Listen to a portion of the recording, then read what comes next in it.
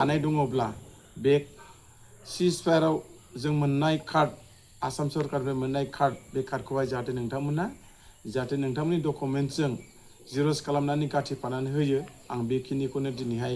नैबे ससियेल मिडियानि गेजेरजों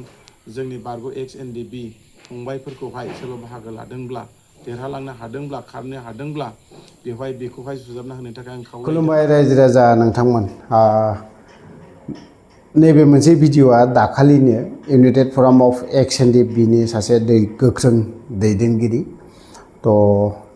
बियो दिनैहाय माखासे खावलायनाय जादों। जाय हक आं बिनि भिडिअ'खौ होनायनि सिगां फंनैसो बाथ्राखौ बुंनो लुबैदों। जायफ्रा दिनै बिटिसिआव मोनसे फरेस्ट 1 फरेस्ट 2 बेफोरबायदि ना जब ओंखारगासिनो दङ बा खारगासिनो दङ बै व्यक्तिफ्रा बा एनडिएफबि फेमिलिफ्रा बा एनडिएफबि सोरबा हार्डकर सेंग्राफोरा जुदि खारदोंबा दा बै व्यक्तिफ्रा जिहेतु स्टेट गभर्नमेन्टनिफ्राय मोनसे आइ कार्ड होदोंमोन बेखौ जेरक्स खालामनानै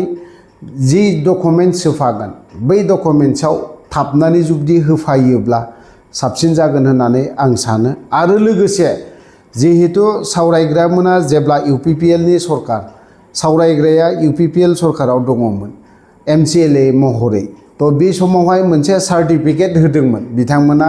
एनडिएफबिनि मुङाव बा बायदि रोखोमनि ना सार्टिफिकेट मोनसे होदोंमोन। बे सार्टिफिकेटनि मुङाव 500 करि लानाय जादों। बे सार्टिफिकेटखौबो जाय एनडिएफबिफ्रा दाखालि जिहेतु बिटिसि गभर्नमेन्टनिफ्राय जिहेतु जब मोनसे ओंखारदों फरेस्ट 1 फरेस्ट 2 बावहाय जायफ्रा खारदों बिथांमोना बे सार्टिफिकेटआ जुदि दङब्ला जिखिनि डकुमेन्ट्स होफागोन बावहाय थाबनानै जुदि होयोब्ला साबसिन जागोन होननानै आं सानो। थ' जिहेतु बेखिनि बाथ्राखौ आं मानो बुंदों सिएसबि बर्डनि मेम्बारजों आं दाखालि सासे गोख्रों मावथि बिपिएफ दोलोनिनो बिथांमोनजों आं सावरायहरदोंमोन जे सावरायहरनायाव जुदि एनडिएफबिनिफ्राय सोरबाया जुदि खारदोंब्ला बे फरेस्ट 1आव जुदि खारफादोंब्ला बिथांमोननिखौ गभर्नमेन्टनिफ्राय जिखिनि 2% बा 3% ना फ्रेस मसाहारि सारा बुंदोंमोन जे सानसे समाव अदालगुरियावहाय माने जि दिनखालि मार्टिस फेमिलिनो चेक रानदोंमोन होमबा खालि 3%नि बाथ्रा बुंदोंमोन। जों 3% मोनाब्लाबो 2%आ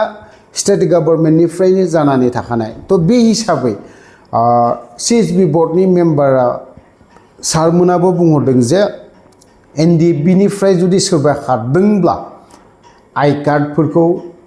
गाथिनानै होफायोब्ला एनडिएफबियाव थानाय समाव डकुमेन्ट्स हिसाबै जोंनाव मोननै दङ आइ कार्ड मोनसे थागोन आरो लोगोसे सावरायग्रामोना जि समावहाय सार्टिफिकेट बायदि होनाय बेखौबो जेरक्स खालामनानै जुदि होफायोब्ला साबसिन जागोन होननानै आं सानो। जायफ्रा एनडिएफबिनि फेमिलिनि न'खर सोरबा बिदाया रुंसारि जाबाय सोरबाया बा फंबाया रुंसारि जाबाय बिनि न'खरनि मानसिफ्रा जुदि खारदोंब्ला आरो सोरबा एनडिएफबिनि हार्डकरा जुदि खारालाफानो बिनि बिसिया जुदि साख्रियाव खारदोंबा बै बिथांमोना बै व्यक्तिफ्रा फिसायफोरनि बिसियाबो खारदों जानांगौ बे ओंखायनो बैसोरो फिसायफोरनि आइ कार्ड बा माबाफोरखौ डकुमेन्ट्सखौ जमा थाबनानै जुदि होफायोब्ला साबसिन जागोन होननानै आं सानो। थ' आं गोलाव बाथ्रा बुंनो सानाखै थ' जों नायस्रां औवारिनि इउनाइटेड फराम अफ एक्स एनडिएफबिनि थ' मा बाथ्रा फोरमायदों मा खोथा फोसावदों मा बुंदों जों बेखौ एसे खोनासंनानै लानि। खुलुमबाय। गिबि आङो सासे इउनाइटेड फराम एक्स एनडिएफबिनि मासिगिरि जानानै आं बयखौबो खुलुमगोरनाय जासिनाय थाबाय। दिनैनि जुदि आङो ससियेल मिडियाआव फैनायनि गुबै थांखियानो जाहैबाय जे जोंहा दानि सोलिफु बिटिसि सरकार जे बिपिएफ सरकार दैदेननाय हाग्रामा महिलारिनि जे सरकार दिनै बे सरकारा दिनै मोनसे जोंहा जोंनि बिटिसिआव मोनसे फरेस्टनि जब बे फरेस्टनि जबखौहाय दिनै जोंनि बिटिसिआव थानाय दिनै गासैबो हारिनि लाइमोन सेंग्रा सिख्लाफ्रा दिनै बेवहाय गोबां इन्ट्रेस्ट खालामनानै साख्रिनि थाखाय बेवहाय गावखौनो खस्थ' खालामफैदों।